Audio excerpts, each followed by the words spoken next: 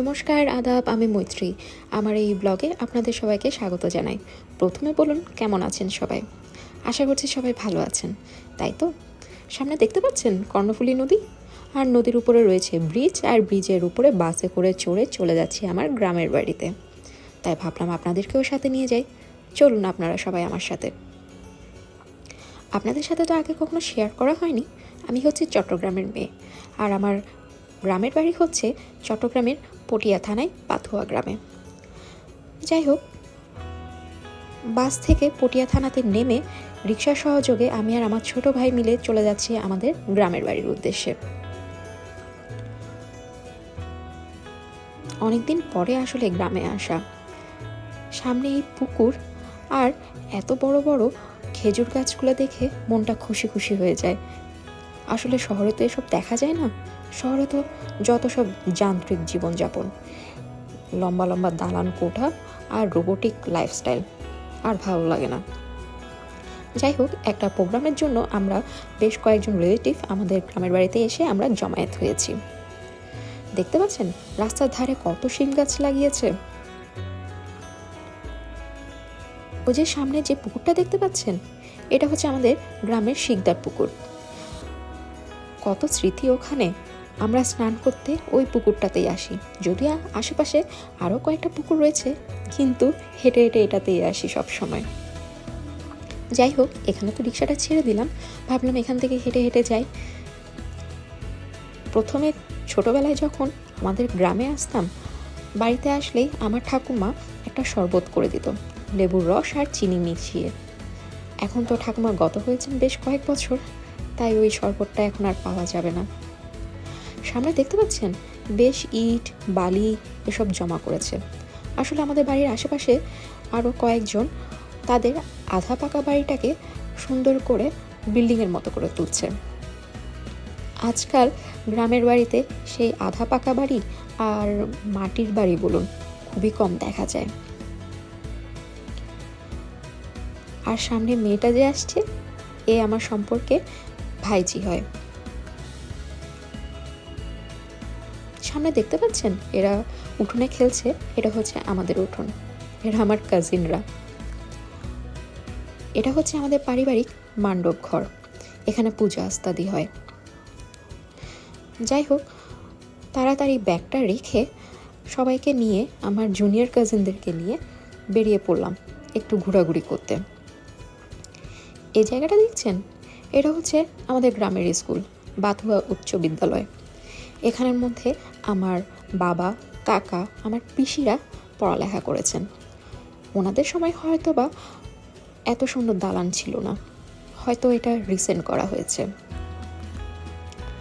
এখন তো ছুটির দিন, ডিসেম্বর মাস, সো তাই এতটা স্টুডেন্ট দেখা যাচ্ছে না এখানে।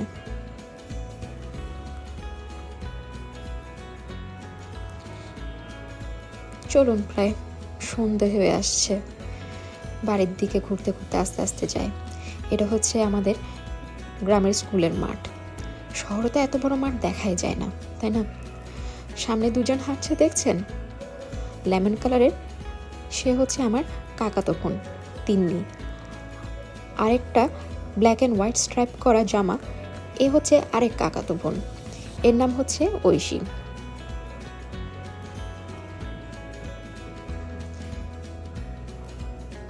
দেখছেন পড়ন্ত বিকেলের সূর্যের আলো গাছের ফাঁক দিয়ে কিভাবে চুইয়ে বের হয়ে আসছে।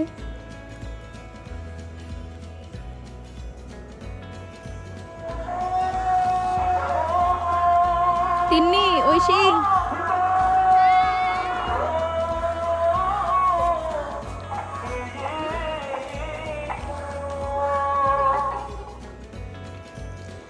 আর সামনে যে রয়েছে, ইনি আমার সম্পর্কে কাকা হন, আর সামনের পিচ্ছি দুইজন হচ্ছে আমার কাকাতো ভাই। দেখছেন পিচ্ছিগুলোর অবস্থা। এখানে খোলা মাঠ পেয়ে এই গরু নিয়ে দৌড়াদৌড়ি করছে। শহরে তো এসব করা যায় না, শহরে তো ঘরবন্দি হয়ে থাকতে হয়। আর আজকাল মাঠ এরকম খোলা জায়গাও শহরে তেমন দেখতে পাওয়া যায় না। যেই এরা গরুগুলো পেয়েছে, দেখছেন কিভাবে দড়ি নিয়ে দৌড়াচ্ছে, দুষ্ট কতগুলা। যাই হোক, তারপর উঠোনে গিয়ে এগুলো আবার শুরু করেছে ম্যাজিক্যাল চেয়ার খেলা। তারপর সন্ধ্যার দিকে ছিল আমাদের ছোটোখাটো একটা পিকনিক। তেমন কিছু আয়োজন ছিল না, জাস্ট ছিল চিকেন বিরিয়ানি আর সালাদ।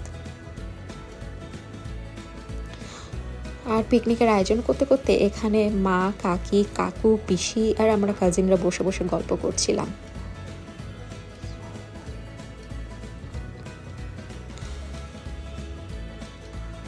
তারপর খাওয়া দাওয়া সেরে রাতটা কাটিয়ে পরের দিন আবার সকালবেলা উঠে মাত্র বেরিয়ে পড়লাম আমাদের গ্রামটা আরেকটু ঘুরে দেখার জন্য। এ হচ্ছে আমার পিসিতো বোন, শিমু এর নাম, আর সামনে দুজন আমার কাকাতো ভাই, অলওয়েজ রেডি টু পোজ।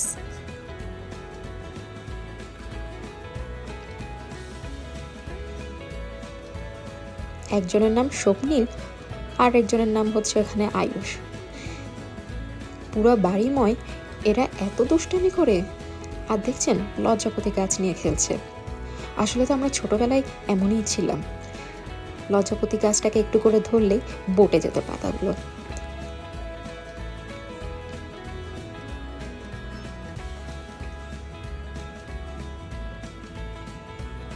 কি সুন্দর লাগছে আকাশটা, তাই না? ওই দেখছেন আমরা ওই জায়গাটায় যাব, ওটাকে বেড়িবাঁধ বলে। আর রাস্তার ধারে বেশিরভাগ রয়েছে কিন্তু শিম গাছ। মানুষ বলে আকাশ আর মাটি কখনো এক হতে পারে না। প্র্যাকটিক্যালি তো সত্যি কথা, বাট যখন এভাবে আপাত দৃষ্টিতে দেখি তখন দেখছেন আকাশ আর মাটি একসাথে মিলেমিশে গেছে। পরিবেশটা অনেক সুন্দর লাগছে, তাই না? অপূর্ব দৃশ্য।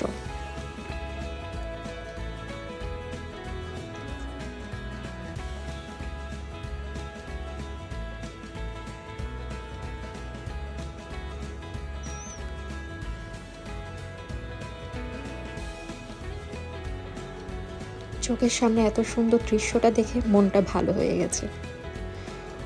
তারপর আমরা বেরিয়ে পড়লাম আমাদের স্কুলের সেই মাঠটাতে। সেখানে ফুটবল টুর্নামেন্ট হবে, তাই কাজিনদেরকে বলছি চলো ওখানে যাই, আমরা ফুটবল টুর্নামেন্টটা এনজয় করি কিছুক্ষণ।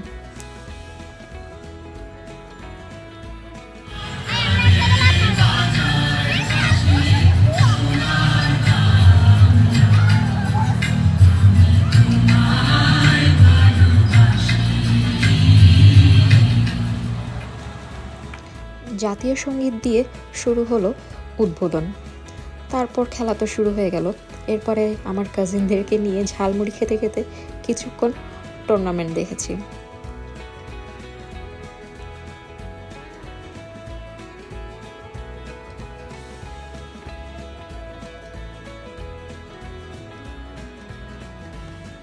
যাই হোক, আজকে এতটুকুই। আপনারা যদি আমার ব্লগটা ভালো লাগে অবশ্যই লাইক অ্যান্ড সাবস্ক্রাইব করবেন আর কমেন্টে আমাকে জানাবেন।